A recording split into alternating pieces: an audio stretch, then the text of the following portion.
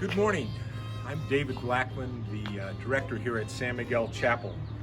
During this time of masks and isolations and the COVID-19 virus, we've decided to do some preservation work here at the chapel.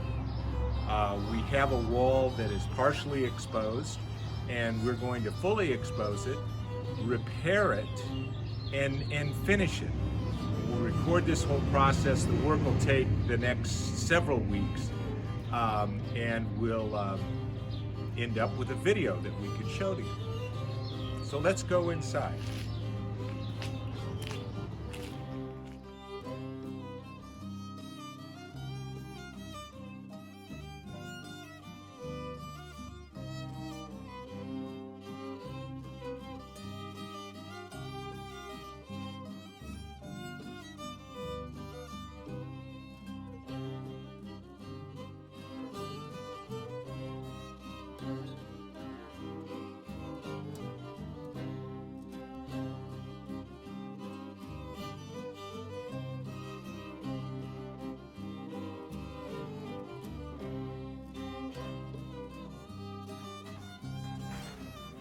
Hello, my name is Jake Bauer. I'm the Executive Director of Cornerstones Community Partnerships. I'm taking down my mask in order to make this little video clip.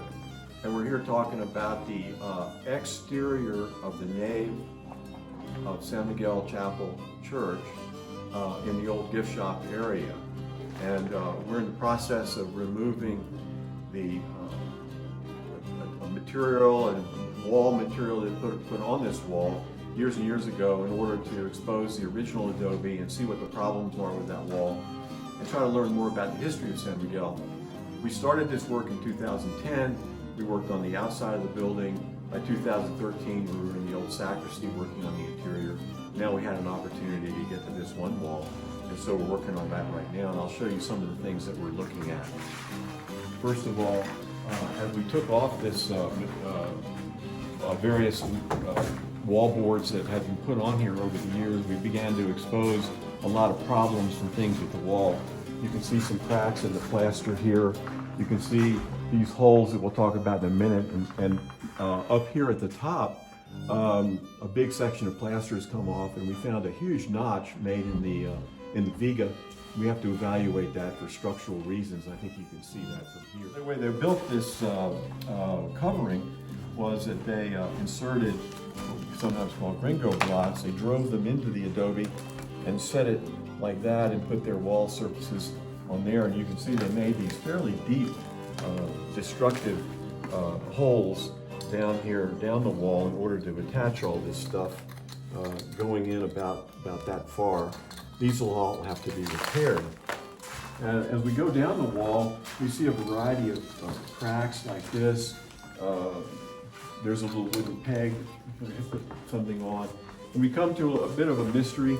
We have two different colors here and a very clean line, which indicates perhaps a division between two rooms of some sort, but there's no indication of a section of wall here, so we're not really sure what happened. But these are lime washes that are on here, and we notice that the yellow color is on top of the white lime wash. And this lime wash is like the interior of the church, the nave. And it's a lime wash that's painted onto a very nice, beautiful mud plaster. And so you can see original mud plaster right under that lime wash. So there could be 10 to 20 coats of lime wash on here. Down here we notice that there's a reddish chair rail underneath this.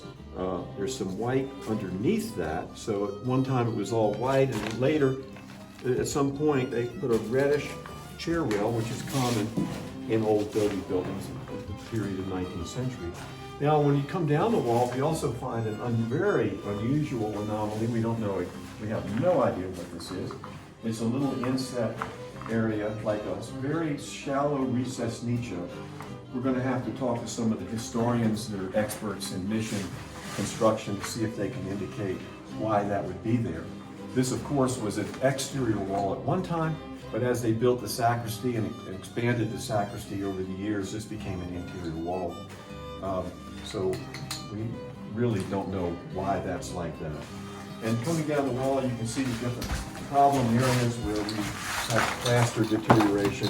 And so what our goal is to bring this back to an original finish where the adobe plaster, where it's mud plaster and it's lime wash, and then if anything was happened to this wall, water getting in, structural cracks, we'll be able to see it. It won't be hidden behind a partition or a covering wall covering it up.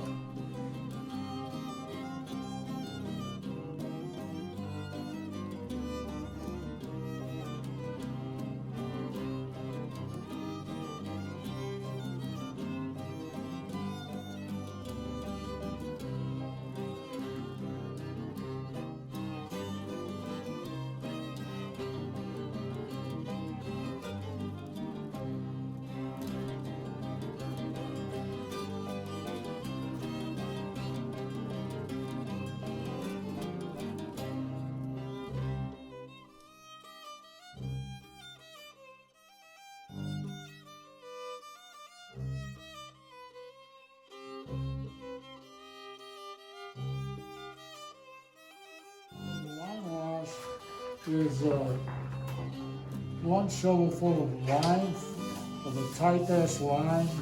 It's a powder consistency, and it comes in 50-pound bags, I believe. And we mix that with water to the consistency to where it looks like skim milk. And then we start adding layers to the existing mud plaster wall. And so we do this lime wash because this is the traditional treatment, one of the traditional treatments of a mud plastered wall. The interior of the church, as well as the other rooms in the church, have the lime wash plaster, the lime wash covering the mud plaster. So pretty much what we're doing is historically what they do to an adobe mud plaster wall.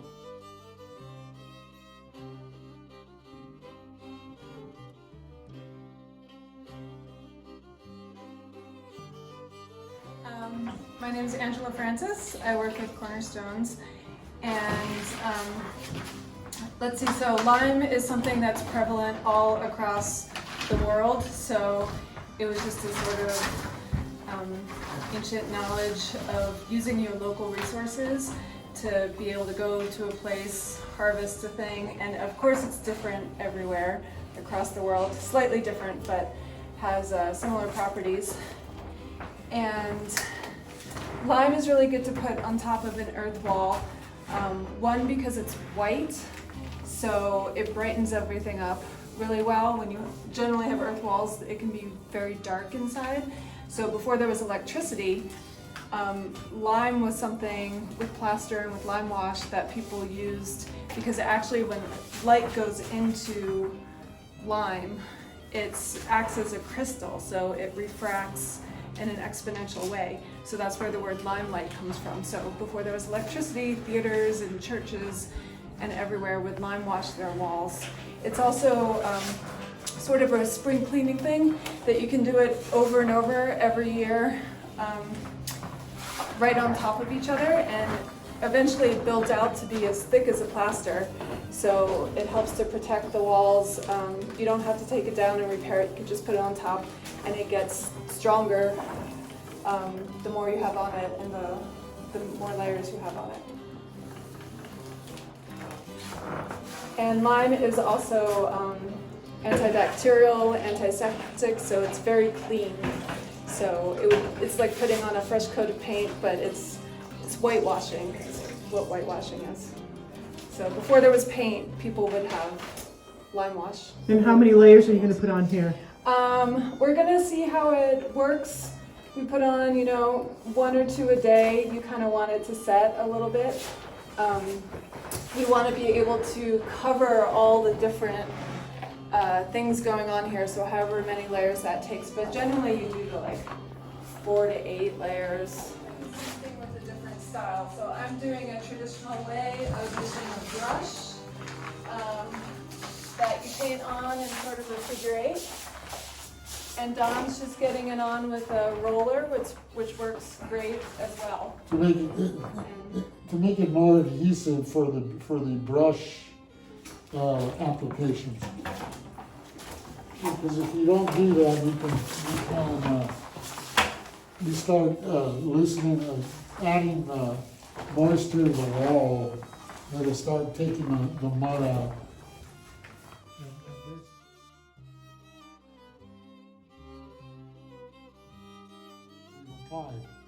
And this is the way it is traditionally done, and also in the main structure is the same process.